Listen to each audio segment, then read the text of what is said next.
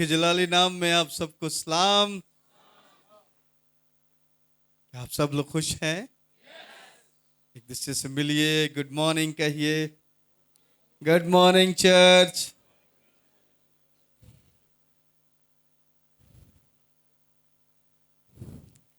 पूछें एक दूसरे से कैसे लग रहे हैं।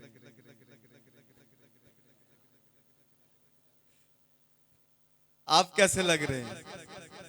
अच्छे लग रहे हैं? वाह, गुड गुड।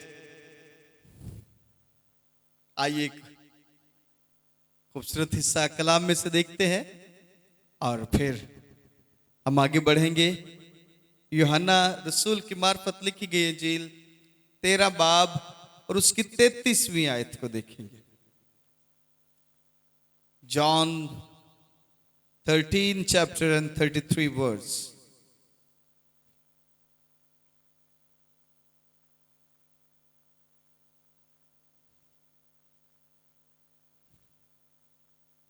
इसको मिल जाए कहे आमीन।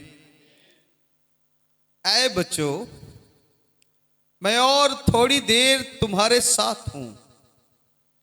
तुम मुझे ढूंढोगे और जैसा मैंने यहूदियों से कहा कि जहां मैं जाता हूं तुम नहीं आ सकते, वैसे ही अब तुमसे भी कहता हूं। आमीन। कलाम पाक के पढ़े और सुने जाने से हम सब पर बरकत आ जाए। तशरीफ रखिए। हमने रूहानियत में स्टेजेस को डिस्कस कर रहे हैं कि आप 60 साल के हैं, 70 साल के हैं, अब 16 साल के हैं, जिस्मानी उम्र की बात कर रहा हूं। लेकिन आप रूहानी बलूगत में कैसे हैं? रूहानी स्टेज क्या है आपका? उसको हमने डिस्कस किया। पहला शीरखार, इन्फेंट, नौमौलूद, उसको हमने डिस्कस किया कि जैसे ही हम बपतिस्मा लेते हैं हम शीरखार वाली जो हालत होती है उसमें आ जाते हैं और उस खास हालत में हम टिपिकली डिस्कस कर रहे हैं रूहानी हालत को कि जब भी कोई बपतिस्मा लेता है, और मरकस की इंजील इसकी वजाहत करती है कि यीशु मसीह फरमाते हैं जो ईमान लाए, बपतिस्मा ले, वो निजात पाएगा। इसका मतलब है कि ये बात क्लैरिफाई हो गई कि जो भी ईमान लाएगा, इसका मतलब है वो जिस्मानी तौर पर जवान है। हाँ, क्या है जी? जिस्मानी तौर पर जवान है, क्योंकि जवान ही अपने फैसले कर सकता है। यह बात कलाम ने वजाहत कर दी कि जो बपतिस्मा लेगा वो जिस्मानी तौर पर जवान है, वो अपने फैसले खुद कर सकता है। और यीशु मसीह ने कहा भी उसी शख्स को है जो अपने फैसले खुद ले सकता है। और इसी बात की वजाहत यीशु ने यहां पर कर दी। अब एक जवान शख्स जब बपतिस्मा लेता है तो वो नए सिरे से पैदा हो जाता है।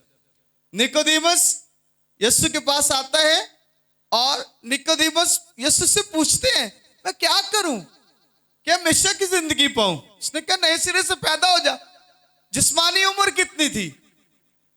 ऑलमोस्ट 70 साल। लेकिन पैदा नए सिरे से, मतलब अगर 70 साल का भी है तो भी उसको नए सिरे से पैदा होना जरूर है। जब वो पैदा हो चुका तो फिर क्या है? बच्चा है। आमीन। अब उसे सीखना है जैसा एक बच्चे को होता है। शीरखार है जिसमें वो पूछता है, चीजों के पीछे भागता है और इस तरह से वो अपना खास पीरियड गुजारता है। इसके बाद का जो पीरियड स्टार्ट होता है वो पैडियन है, जहां से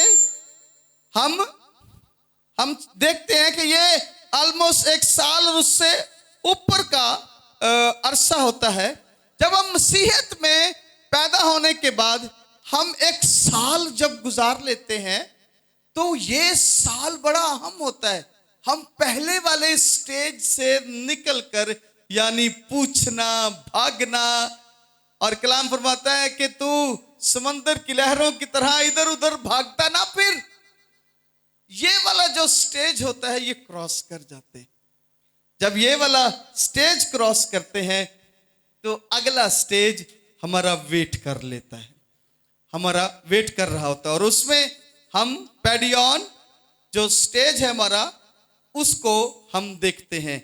और जब हम इस स्टेज पर पहुंचते हैं तो यहां पर भी हमें खास चीजों से निपटना होता है। ये वो खास एरिया होता है जो बड़ा ही अहम होता है। एक साल जब बच्चा गुजर जाता है तो एक साल के बाद का जो उसका एरिया होता है ये बड़ा अहम होता है। मतलब जब से वो पैदा होता है, स्टेज दर स्टेज उसके जो लेवल होते हैं वो बड़े अहम होते हैं। और अगर किसी लेवल पर हम गलती कर जाएं, माँ बाप होते हुए हम गलती कर जाएं, तो बच्चे परेशान होते हैं। अगर हम खुराक में गलती कर जाएं तो बच्चे परेशान होते हैं। जहां पर उसको सॉफ्ट डाइट देनी थी वहां पे हमने उसको हार्ड डाइट दे दी, तो क्या हुआ, बच्चा परेशान हुआ। कैसे परेशान हुआ, पेट खराब हो गया, ये हो गया, वो हो गया, बुखार चढ़ गया, वो परेशान हो गया। इसीलिए माँ बाप क्या करते हैं, उसका ख्याल करते हैं।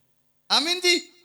अब हम जब पैडियन से बच्चा बाहर निकलता है इस स्टेज से, तो इस स्टेज के बाद जो स्टेज आता है वो है टेक्नॉन। इसको टीन एज कहते हैं। और ये जो एरिया है टीन एज, आप जानते हैं 13 साल से 19 साल के जो बच्चे हैं वो टीन एज में आते हैं। यहां पर इसके अंदर होता क्या है, टीन एज जो बच्चे होते हैं वो ढूंढते हैं, गलतियां करते हैं। खुशफहमी बड़ी इस एज में बड़ी होती है, खुशफहमी होती है, फैंटेसी, दुनिया में रहना चाहते हैं। हाँ, ये कर देंगे, वो कर देंगे, डोरेमोन आएगा, पखा ला देगा, हैं सिर ते ही, ते चल भाई पूरी दुनिया क्रॉस कर जानी है इथों ते अमरीका सीधा ही। खुशफहमी का ये दौर होता है। और एक बड़ी अहम बात जो इसमें होती है, जो मुझे पता है वो किसी को पता नहीं। इसी में हम कह रहे होते हैं, अब्बा तेनू की पता है, हाँ अम्मी तू, तेरा दौर लंघ गया है, हुण तू पुरानी हो गई है, तेनू की पता है। ये इस दौर में, इस लेवल पर ये चीजें बड़ी अहम होती हैं। अब रूहानी जो टीनेजर होते हैं, they are almost the same. वो भी ऐसे ही होते हैं, वो भी तलाश करते फिर रहे होते हैं, गलतियां भी करते हैं इस जगह पर, और खुशफहमियां भी होती हैं जो मुझे पता है किसी को पता नहीं है। मेरे पास एक खादम आए, इवन ही बस मुझे कहता है, बस अब जो मेनू पता है ना पेंटिकॉस्टल खादमा किसे नहीं पता। मैंने उनसे कहा, मैंने कहा भाई ना करें ऐसा, खुदा ने आपको ब्लेस किया है, लोगों तक पहुंचाएं। ये ना कहें कि जो मुझे पता है वो पेंटिकॉस्टल खादमों में किसी को नहीं पता। नो, ये आपकी मैच्योरिटी को जाहिर करता है कि हु यू आर एक्चुअली। अब ये वाली जो सूरत हाल होती है ये स्पिरिचुअल टीनेज में होती है। अब इस जगह पर हमें कुछ काम करने हैं। टीनेज होते हुए इसमें कुछ काम ऑटोमेटिकली हो रहे होते हैं, जिसमें गुनाह का होना लाजम है। गुनाह हो रहे होते हैं, जिसको हमने आम सादा जुबान में गलती कहा, गुनाह हो रहे होते हैं। आइए अब जरा दोबारा उसी आयत पर चलते हैं। यूहन्ना 13 बाब उसकी 33वीं आयत को दोबारा देखते हैं जी। अब यीशु मसीह क्या फरमा, ऐ बच्चों मैं और थोड़ी देर तुम्हारे साथ हूं, तुम मुझे ढूंढोगे, और जैसा मैंने यहूदियों से कहा कि जहां मैं जाता हूं तुम नहीं आ सकते, वैसे ही अब तुमसे भी कहता हूं। यीशु मसीह ने यहां पर ऐ बच्चों यानी स्टिल यीशु मसीह अपने शागिर्दों को पुकार रहे हैं, बातचीत कर रहे हैं और ऐ बच्चों की तरह पुकार रहे हैं। यहां पर गुनाह का होना जरूरी है। आइए जरा देखते हैं पहला यूहन्ना 2 बाब और उसकी पहली आयत को देखते हैं।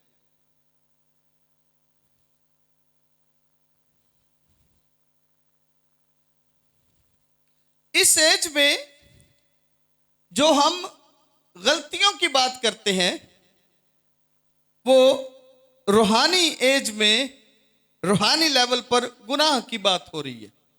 पहला यूहन्ना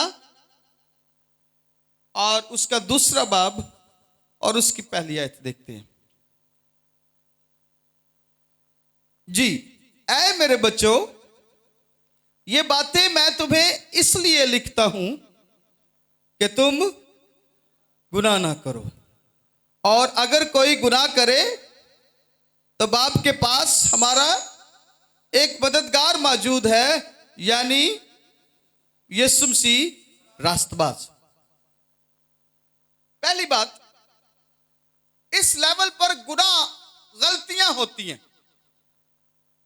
अगर आप इस लेवल पर हैं तो याद कर लीजिए इस लेवल की ये निशानियां हैं कि वहां पर गुनाह आपसे सरजद हो रहे होते हैं। और यीशु मसीह का प्यारा शागिर्द यूहन्ना रसूल इस बात को वजाहत करता है कि ऐ बच्चों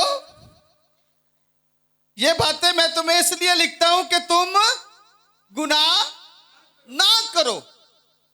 गुनाह हो रहे होते हैं, गलतियां हो रही होती हैं, लेकिन अगर ये कंटिन्यूस रही तो आप इधर ही ठहरे रहेंगे और यहां तक के आप खुदा की बादशाहत से हाथ भी धो बैठेंगे।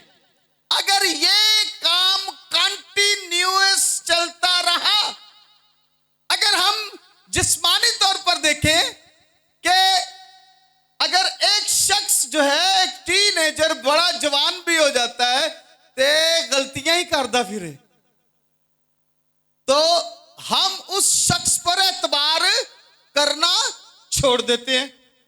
हम कहते हैं नहीं भाई, कि अगर वो मुसलसल गलतियां कर रहा है तो कोई उन्हें कुड़ी भी नहीं देता। क्यों जी? हेलो, क्या ये बात सच नहीं है?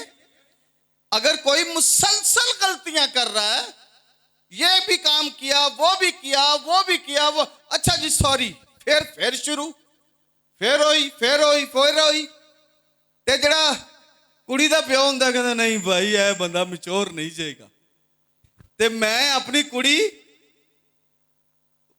बोले जरा क्या कहते होते हैं इस मौके पर? रोड़नी नहीं है। हाँ, मैं अपनी कुड़ी नहीं जे रोड़नी, मतलब मारनी नहीं है। ये जिस बंदे के साथ मैं इसको लगा रहा हूं, ही इज नॉट मैच्योर, ये गलतियां करता चला जा रहा है। इस लेवल की रिक्वायरमेंट है कि गलतियां होंगी, लेकिन ये गलतियां आपने कलाम में लिखे मुबारक है वो जो गालिब आता है, जो इन गलतियों को खत्म या कम करता है, वो शख्स आगे की तरफ बढ़ता है।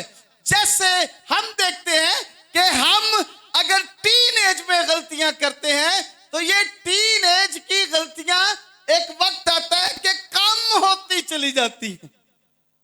और फिर हम नेक्स्ट मूव की तरफ बढ़ते हैं, हम मैच्योरिटी की तरफ अपने कदम को बढ़ाते हैं। बाज़ लोग 50 साल के भी हो जाते हैं ते मुंडा उन्हां दे विचों नहीं मरदा, हाँ कुड़ी नहीं मरदी। अब बहुत सारे करैक्टर हैं हमारे इर्द गिर्द माशरे में। ये वजह क्या होती है? उन्होंने अपने आप को इंप्रूव नहीं किया, गलतियां नहीं छोड़ी, चीजें वक्त के साथ साथ तब्दील होती हैं, उन्होंने तब्दीलियां नहीं की। और कलाम क्या कहता है कि गलतियां होंगी, गुनाह होंगे, लेकिन मैं तुम्हें क्या कहता हूं, कहता है ऐ मेरे बच्चों तुम गुनाह ना करो, और अगर कोई गुनाह करे तो बाप के पास हमारा मददगार मौजूद है, यानी यीशु मसीह। अब नेक्स्ट मूव क्या कहा? अगर तुझसे गलती हो भी जाए ते मुतनफर हो के नस ना जाई, यीशु मसीह मौजूद है, माफी मांग ली वहां। He is there, वो आपको माफ कर देगा, वो आपकी माफी दिलवा देगा। यहां पर गलती होना, यहां पर गुनाह होना, ये उस एज का हिस्सा है, लेकिन यीशु मसीह कहते हैं तूने नहीं करना, तूने इंप्रूव करना है। गुनाह होंगे तुझसे, लेकिन अगर कभी हो जाए तो तूने माफी मांग लेनी है। गुनाह की तरफ भागते नहीं रहना, क्योंकि मैच्योरिटी नहीं होती तो हम समझते हैं कि ये जो हम कर रहे हैं ये ठीक है, और जब हम ये करना शुरू कर देते हैं तो बाज़ का क्या होता है, गुनाह हमेशा सख्ती की तरफ ले जाता है। जब गुनाह ज्यादा हो जाता है तो दिल सख्त हो जाते हैं, दिमाग सख्त हो जाते हैं, तो फिर लोग मुतनफर हो जाते हैं, खुदावंद से हट जाते हैं, खुदावंद से दूर हो जाते हैं। और इसी बात को कहा गया कि अगर तुझसे गलती हो जाए, तुझसे गुनाह हो जाए, तो याद रखी कि हमारे बाप के पास यीशु मसीह मौजूद है, उससे माफी मांग लेना। जी दूसरा, धोखा ना खाएं। पहला यूहन्ना 3:7 आयत देखते हैं। जी टीनेजर बच्चे कितने बैठे हैं यहां पर? हाथ खड़ा करें टीनेजर्स। सुनिएगा इस एज में होता क्या है और आपने क्या क्या करना है, गौर कीजिएगा। जी पहला यूहन्ना 3:7 आयत, ऐ बच्चों किसी के फरेब में ना आना, जो रास्तबाजी के काम करता है वही उसकी तरह रास्तबाज है। टीनेज ऐसी एज होती है जिसमें बच्चों को फरेब में लाकर लोग मुश्किलात में डाल देते हैं, जुर्म करा लेते हैं, और चोरियां चकारियां फरेब ये करा लेते हैं लोग। अब रूहानी एज की बात करते हैं। रूहानी एज में भी ये शख्स इतना मैच्योर नहीं होता। अब यहां पर भी लोग इस किस्म के रूहानी शख्स से फरेब करा लेते हैं, उसको मुख्तलिफ बिदतों में उलझा देते हैं। ये है, ये है, ये है, जो खुदा के कलाम से हटकर है वो बिदत है, वो दगा है, वो फरेब है। अब कलाम क्या कहता है? कलाम कह रहा है कि तूने इधर उधर फरेब में, दगा में नहीं जाना। कोई तुझे उलझा न ले, कोई तुझे गलत तालीम में उलझा न ले, कोई तुझे गलत तालीम से लगा कर कहीं दूर न ले जाए। बहुत सारे लोग, आज मैं हैरान होता हूं, बहुत सारे लोग कहते हैं अच्छा जी शराब पीना ठीक है जी, दैट्स ओके। बहुत सारे लीडर हैं वो कहते हैं जी शराब कोई इश्यू नहीं है जी, सिगरेट पीना कोई प्रॉब्लम नहीं है, ये हमारा पर्सनल मैटर है। बहुत सारी तंजीमों के लोग ये कहते हैं अच्छा शराब पीना ते सिगरेट पीना कोई एडी वड्डी गल कोई नहीं। और कलाम इस बारे में सख्त वजाहत करता है, नशाबाज खुदा की बादशाहत में दाखिल नहीं हो सकता। और उनका ख्याल है, उनकी थियोलॉजी है, ये मैटर नहीं करता। और फिर उनके अंदर से नजर आना शुरू हो जाता है। यहां पर ये जो टीनेजर, रूहानी टीनेजर है, इनके लिए ऐसी तालीम में उलझना और फंसना कोई बड़ी बात नहीं है। अब यूहन्ना क्या इस बारे में बयान करता है? ऐ बच्चों, किसी के फरेब में ना ना। अब जो मुस्तनिद बात इसके बाद कही गई, जो रास्तबाजी के काम करता है वो ही उसकी तरह रास्तबाज है। अगली बात की वजाहत भी कर दी, कह रहा है कि जो रास्तबाज है उसी की तरह रास्तबाज बनना, पहली एक बात। और दूसरी बात जो बड़ी अहम है, उसने कहा खुदा रास्तबाज है और खुदा का कलाम सही तालीम देता है, और तूने भी वैसा ही रास्तबाज बनना है। फरेब ना खाओ। इस एज में आपको उलझा लिया जाएगा, फंसा लिया, ये नहीं ठीक, ये खादम नहीं ठीक है, ये आपको मना करता है इन सारी चीजों से। This is not good.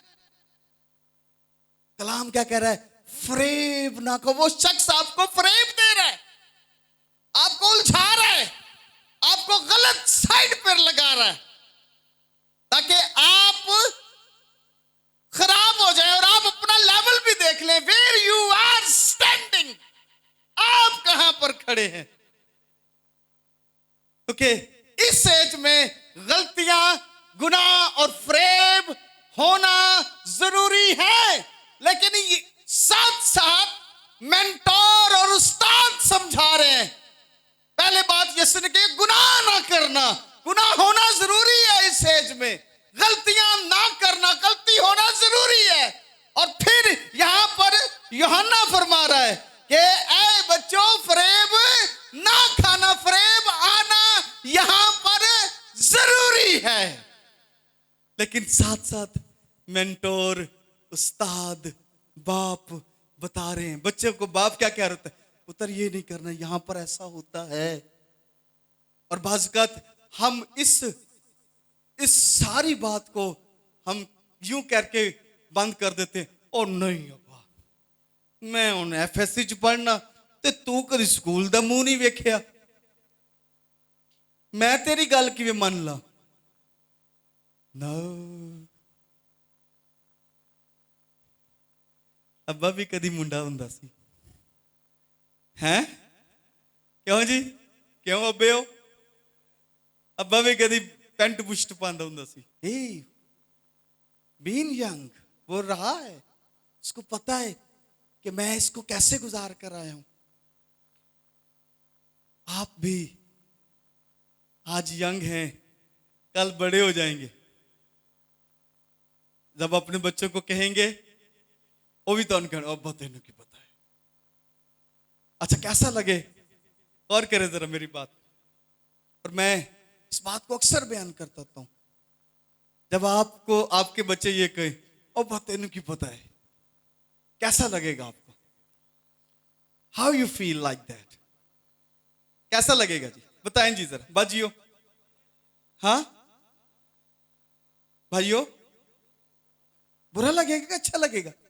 क्यों साहिल, तेरा मुंडा आ जावे आन के कवे, आन के ओ अब्बा तेनू की पता है,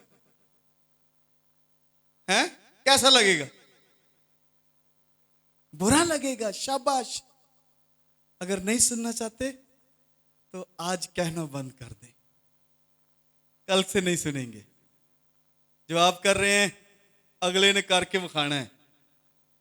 ये एक जिस्मानी बात थी जी। धोखा ना खाएं, फरेब ना खाएं। आइए जरा पहला यूहन्ना 3:3 देखते हैं। इसी चैप्टर पर रहेंगे। और जो कोई उससे ये उम्मीद रखता है अपने आप को वैसा ही पाक करता है जैसा वो पाक है। जी, इस एज पे पाक रहना एक बड़ा मैटर है कि पाक कैसे रहा जाए। इस एज में पाक नहीं रहा जाता। और खुदा का कलाम क्या बयान कर रहा है कि तूने पाक रहना है। हाँ, इस एज में पाक जिंदगी गुजारनी है। और आजकल जिस कदर दौर जदीद होता चला जा रहा है, उस कदर चीजें मुश्किल होती चली जा रही है। यहां पर आपके उस्ताद कलाम मुकद्दस रसूल आपको बता रहे हैं कि यहां पर पाक रहना बड़ा मुश्किल है, लेकिन तूने पाक रहना है। वो एक बंदा टोपियां बेचता सी। क्या बेचता था? टोपियां बेचता सी। ते जा रहा जंगल च, किते थक गया, लेट गया, टोपियां रखियां ते दरख्त थले सो गया। ते जदों उठिया ते इंज करके नजर मारी ते टोपियां सारियां बांदरां पाइयां सन। इंज वेखदा कहंदा यार ऐ तो टोपियां लै गए ने, हुण की करिए? उन्हें इंज करके टोपी लाई, थले मारी, सारे बांदरां ने भी चुक थले मारी। उन्हें इंज करके जनाब गड्डी लपेटी ते लै गया। उस बंदे दा मुंडा जवान हो गया। वो भी टोपियां दा बिजनेस करदा सी। वो भी आ गया। एक दिन वो भी सो गया। टोपियां बांदर लै गए। उन्हें कहा अच्छा यार अब्बे ने इंज कीता सी, मैं भी उंज ही करना। उन्हें टोपी मारी थले ते बांदरा नहीं मारी। जी ते तेरे अब्बे दस्सिया है ते साडे अब्बे भी दस्सिया है क्या हुण टोपियां नहीं देनियां। I mean that was joke only. कलाम में हमारे बड़े हमें बता रहे हैं कि आपने कैसे चलना है। इस लेवल पर पाकीज़ा रहना एक चैलेंज है। चाहे वो जिस्मानी टीन एज वैसे हो, मतलब जिस्मानी टीन एज की बात कर रहे हैं, नवे नवे जवान होंगे ने मुंडे कुड़ियां, ते नवे नवे जब टीन एज में जो स्पिरिचुअल लोग आते हैं वो भी चूंकि नवे नवे जवान हुए होते हैं, ते एवें सिर डालेंगे। बहू आ जाएगा तो बहू नूं घेर लैणगे, कर कर क्वेश्चन ओदी मत मार देंगे। फिर बाद च कहते वेख्या अज तुहाडे पादरी ने कैसा चुप कराया, कोई गल निकली ओदे कोलों? जी तुहाडे भरा नूं बहुत कुछ आंदा है। पाइन पाइन ही ने मनो फिर पाइन है। तुसीं कहते मैनूं कुछ भी नहीं आंदा, मैनूं बहुत कुछ आंदा है। वेखो कैसा चुप कराया। ते वो भले मानस पता उन्हें पता हुंदा है इनू मैं की कहां, इन्हें कोई गल तो मननी कोई नहीं है। वो आप ही कहते कहते चल भाई जो तू कहना है ठीक है। इस लेवल पर ये चीजें होना जरूरी होती हैं। नवे नवे जिन्होंने सीखे होंगे ने फिर वो दसते हैं इंज दो तीन नूं बहा लैणगे। आ वेखना हुण मैं सवाल करांगा इनू नहीं आएगा। पादरियां तो आंदा ही कुछ नहीं है। That is level of teenage. ये वो टीनेज का लेवल है जहां पर ये वाले काम हो रहे होते हैं। और इस लेवल पर पाकीज़ा रहना बड़ा चैलेंज है, बड़ा मुश्किल है। लेकिन कलाम क्या कह रहा है? तूने पाक रहना है, तूने रास्तबाज रहना है, पाक रहना है जैसे तेरा खुदा पाक है। ऐसी जिंदगी तूने गुजारनी। ये तेरे लिए इस एज के लिए चैलेंज है। इस एज में ये काम होना, नापाकी का काम होना बड़ा जरूरी है, होगा। लेकिन मैं तुझे समझा रहा हूं, तूने गुजारनी है, तूने पाक रहना है। ये मैं एडवाइस कर रहा हूं, ये कलाम फरमा रहा है, मैं तुझे बता रहा हूं कि तूने पाक रहना है। आगे बढ़ेंगे, पहला यूहन्ना उसका पहला बाप उसकी 9वीं 10वीं आयत देखेंगे। शाबाश। अगर अपने गुनाह का इकरार करें तो वो हमारे गुनाहों के माफ करने और हमें सारी नाराजगी से पाक करने में सच्चा और आदिल है। अगर कहीं कहें कि हमने गुनाह नहीं किया तो उसे झूठा ठहराते हैं और उसका कलाम हम में नहीं है। आमीन। अब यहां पर एक और बड़ी बात होती है, गालनी मान दे। हाँ, वो चाहे जिस्मानी टीन एज है चाहे रूहानी टीन एज है। पहली बात जो बात कही गई वो है कि उन्होंने मनना नहीं हुंदा, गल नहीं मानते।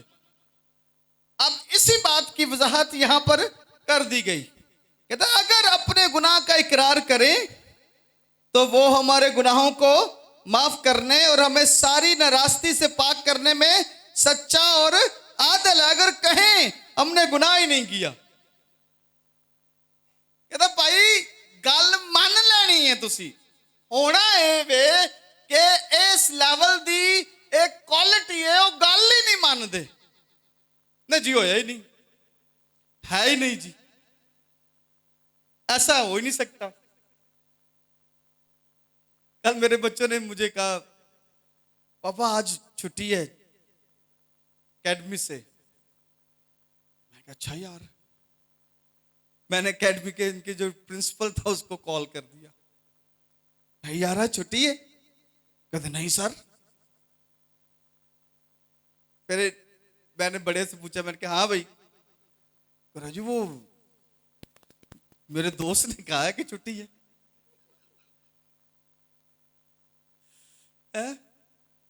कोई बात हो जाए मननी नहीं, बस कहते मननी नहीं। लेकिन मेरे बच्चे अच्छे हैं, दे मान लेंदे ने। इस एज में ये प्रॉब्लम है कि बच्चे बात नहीं मानते। लेकिन खुदा क्या कहता है, कलाम क्या कह रहा है कि अगर गलती हो जाए तो माफी मांग ले। आपका और मेरा खुदावंद जो सच्चा और आदिल है आपको माफ कर देगा।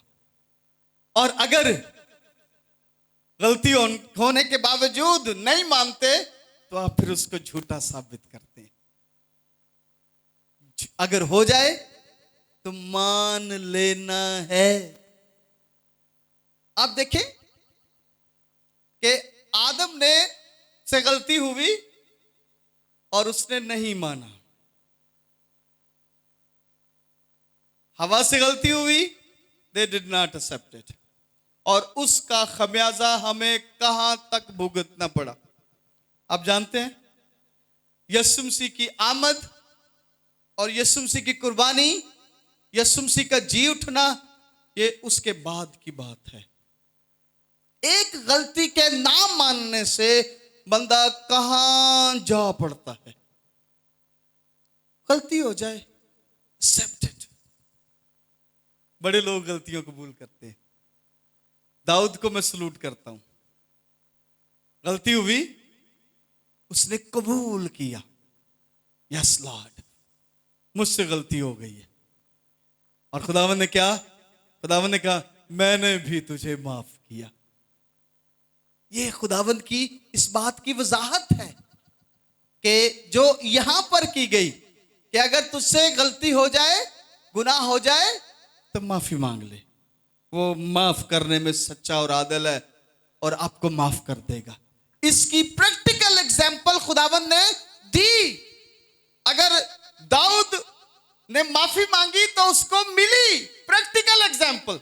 अगर आदम और हवा माफी मांग लेते तो उनको मिलती। अगर साउल माफी मांग लेता तो उसको भी मिलती।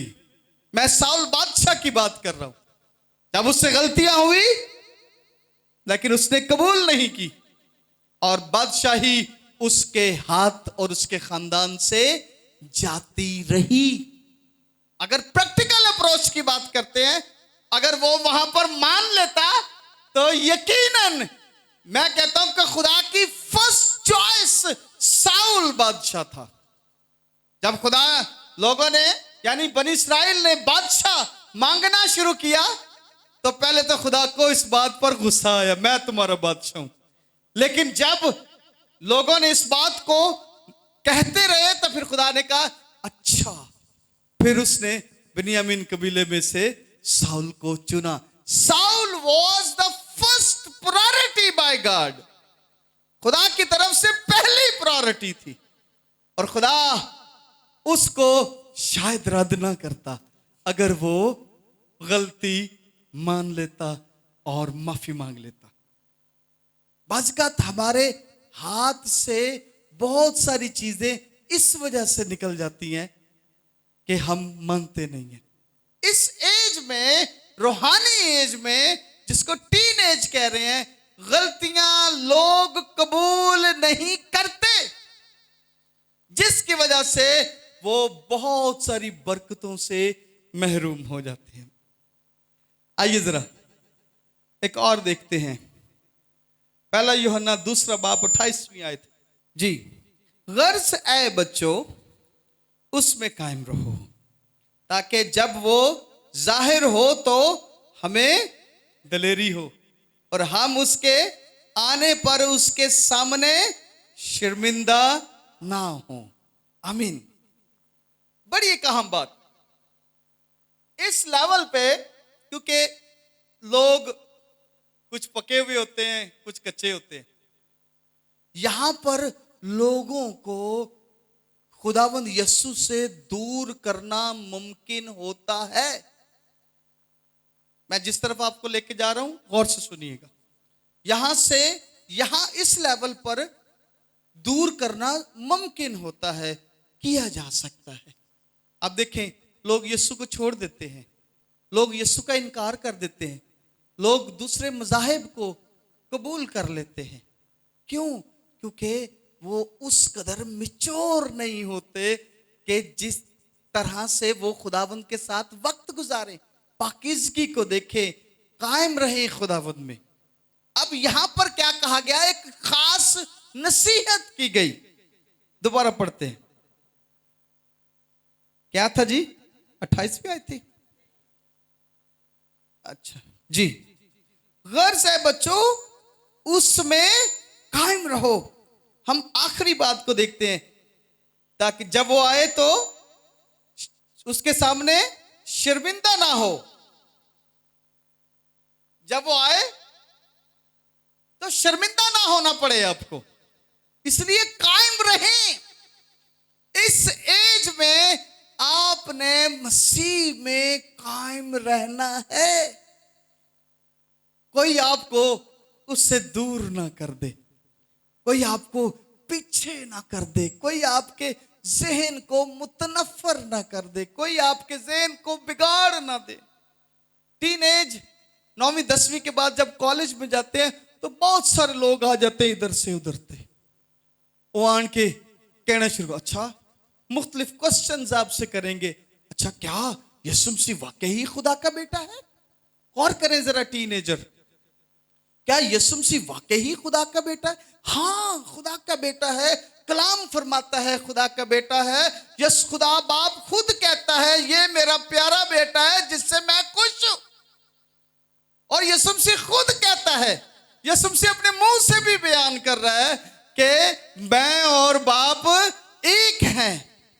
और इस तरह से बहुत सारे हवाले आपको मिलते हैं। चूंकि टीनेजर उस तरह से मजबूत नहीं होते तो उनको जब इस तरह से बाहर निकलते हैं तो बहुत सारे सवाल उनसे पूछे जाते हैं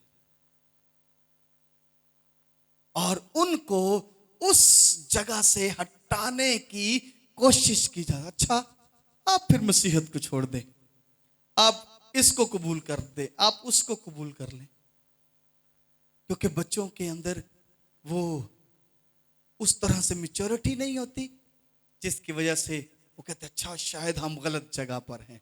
नो, आपकी एज जो है वो इस तरह की है और लोग इसी पर हिट करते हैं।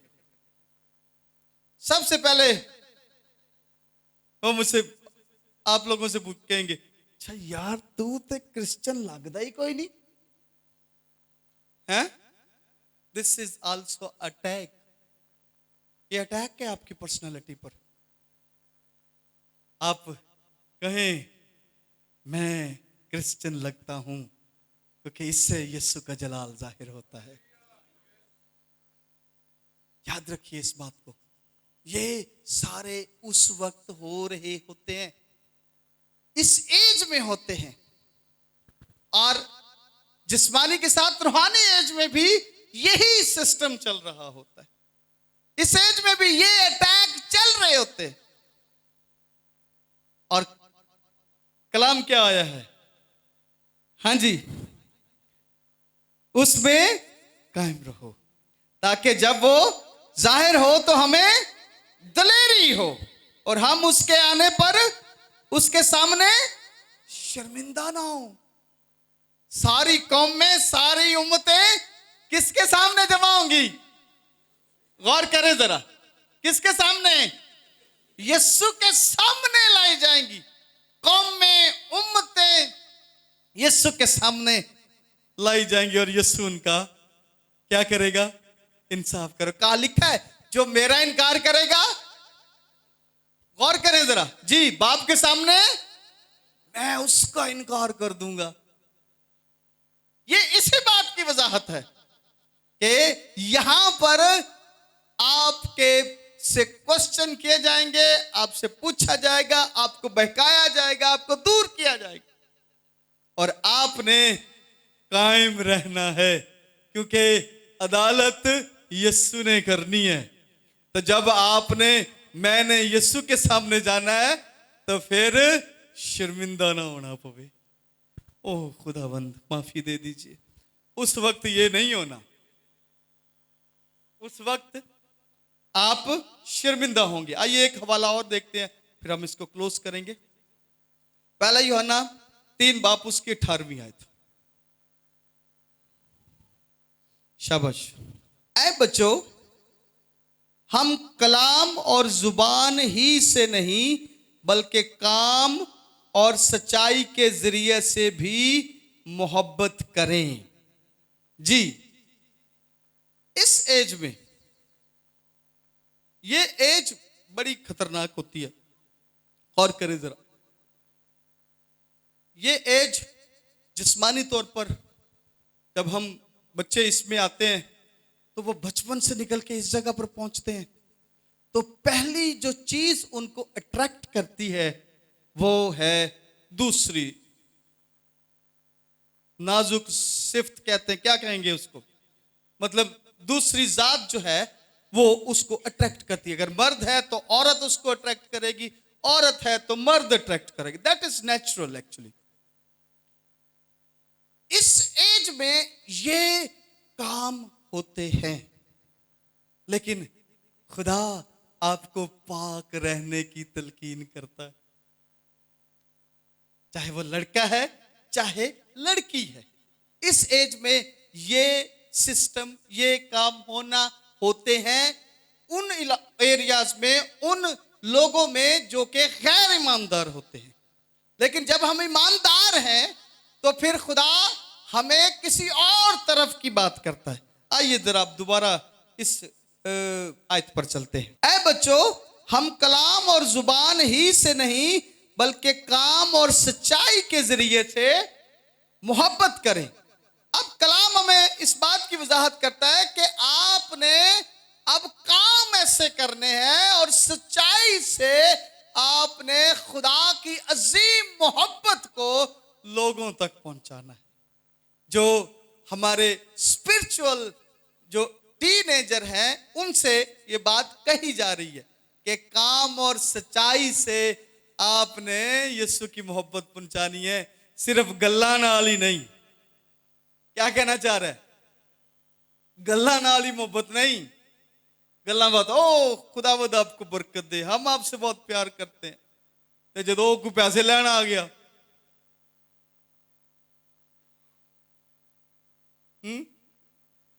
आप ऐसा करें, पादी साहब के पास जाएं। हाँ, नो, काम से भी, सच्चाई से भी उससे मोहब्बत रखें, एक दूसरे की मदद करें। हम किंग जीसस पेंटिकॉस्टल चर्च एक खानदान है, और खानदान में लोग एक दूसरे को सपोर्ट भी करते हैं, एक दूसरे की मदद भी करते हैं, रूहानी तौर पर, जिस्मानी तौर पर एक दूसरे के साथ खड़े होते हैं, ताकि हम एक दूसरे को ना सिर्फ बातों से मदद करें, बल्कि एक दूसरे की काम और सच्चाई से भी एक दूसरे को हेल्प आउट करें। अफरा तफरी का दौर है जिसमें इंसान जो है वो तबई मोहब्बत से खाली होता चला जा रहा है, उस रूहानी मोहब्बत से खाली होता चला जा रहा है, और हर बंदा यही सोचा, अच्छा मैं किवें करना है, अपना सर्किट मैं किवें चलाना है। बसकत खुदा खुद भी आपके पास कुछ लोगों को भेज देता है, चेक करें ये कैसा है, क्या ये मिश्योर हुआ है कि नहीं, जिसके बारे में यीशु मसीह कहते हैं, मैं भूखा था और तूने मुझे खाना ना खिलाया, मैं प्यासा था पानी ना पिलाया, मैं बीमार था तूने मेरी खबरगिरी ना की, मैं जेल में था तूने मुझे, मेरे पास आया ही नहीं है, और मैं नंगा था तूने मुझे कपड़ा ही नहीं दिया। बस का खुदा खुद भेजता है आपके पास कि देखें ये कितना मैच्योर हुआ है। और जब हम बातों ही से लोगों को तसल्लियां और उनकी मदद कर रहे होते हैं, लेकिन जब अमली वक्त आता है हम नहीं करते, तो इसका मतलब है कि हम स्पिरिचुअली तौर पर अभी नो उम्र हैं, हम जवान नहीं हुए, हम सही रास्तबाज नहीं बने, जिसको अगले हम लेवल पर सीखेंगे कि सही रास्तबाज क्या होता है, वो क्या करता है, उसको हुक्म क्या है और वो क्या काम सर अंजाम देता है। सो ईमानदार होते हुए एक दूसरे से हमने क्या करना है जी, मोहब्बत करनी है, प्यार करना है। और अगर नहीं कर रहे, गली बाती काम चलाया है, तो इसका मतलब है हम स्पिरिचुअली मजबूत नहीं है। आइए सिर्फ एक बात करके आपको मैं अगले लेवल पर लेके चलूंगा। अगर इस एज में गुनाह और गलतियां होना जरूर है, और आप गुनाह पर कब गालिब आ जाते हैं, गुनाह आप नहीं करते या कम करते हैं, तो इसका मतलब है ये जो आदत होगी आपको नेक्स्ट लेवल पर ले जाएगी। और कीजिएगा जरा, अब हम वो चीजें देखेंगे जो आप करेंगे तो नेक्स्ट लेवल पर चले जाएंगे, नहीं करेंगे तो इधर ही रह जाएंगे। और एक बात मैंने शुरू में कही थी, बहुत शुरू में, कि स्पिरिचुअली आपको खुद तरक्की करनी पड़ेगी, एक लेवल से दूसरे लेवल पर खुद जाना पड़ेगा। जिस्मानी तौर पर हम ऑटोमेटिकली अगले लेवल पर चले जाते हैं, हम पैदा हुए, हम अगले लेवल पर आ गए, दूध पीना शुरू किया, अगले लेवल पर आ गए, 8-9 साल के हुए, ऑटोमेटिकली हम टीन एज हो गए। ऐसा ही होता है ना जी, कोई कहता तो नहीं हो यार तू तो पीछे रह गया, आगे आ जा, है नहीं, ऑटोमेटिकली हम बढ़ते चले जाते हैं। रूहानी तौर पर आपको खुद बढ़ना पड़ेगा। अब मैं आपको बता रहा हूं कि इस लेवल को, टीनेज लेवल को क्रॉस करने के लिए आपको ये इकदाम करने पड़ेंगे, और वो क्या है, गुनाह होना, गलतियां होना लाजम है इस एज में। अगर आप कब्जा या गालिब कर आ जाते हैं उस पर, तो आप क्रॉस कर जाएंगे, पहली क्वालिफिकेशन। दूसरी बात, धोखा फरेब होना इस लेवल में जरूरी है, होगा। अगर आप धोखा नहीं खाते, फरेब पर गालिब आ जाते हैं, तो आप अगले लेवल पर जाने के लिए क्वालिफाई कर लेंगे। अगर गुनाह होता है और गुनाह के बाद आप माफी मांग लेते हैं, आप अगले लेवल पर चले जाएंगे। और अगर ढीठ हो गए, नहीं मैं नहीं किया, फिर नहीं। माफी मांगना, अगर आप इस चीज को सीख लेते हैं, आप नेक्स्ट लेवल पर चले जाएंगे। आप कलाम में और मसीह में कायम रहते हैं, आप अगले लेवल पर चले जाएंगे। और ईमानदारों से जुबानी कलामी मोहब्बत नहीं, बल्कि काम और सच्चाई से मोहब्बत करते हैं, तो आप अगले लेवल पर चले जाएंगे। और अगला लेवल होगा ननिस्कोस। हम इसको अगले संडे पढ़ेंगे। क्यों जी, मैं चाह रहा था कि आपको थोड़ा अगर कराए तो आपको सही उसकी समझ आए।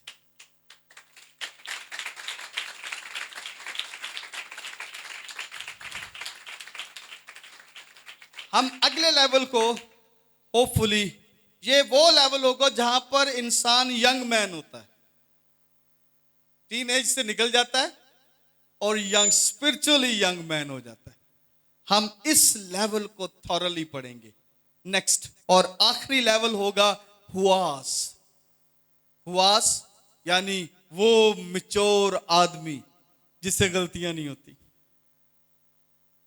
खुदा इस पर जोर देता है, हुआस पर। इसको हम उसके साथ ही डिस्कस करेंगे। और मैं ईमान रखता हूं कि नेक्स्ट संडे आप निनेस्कोस को के लिए दुआ भी करके आएंगे कि खुदा आपको इसमें बरकत दे और आप इसको समझ सकें।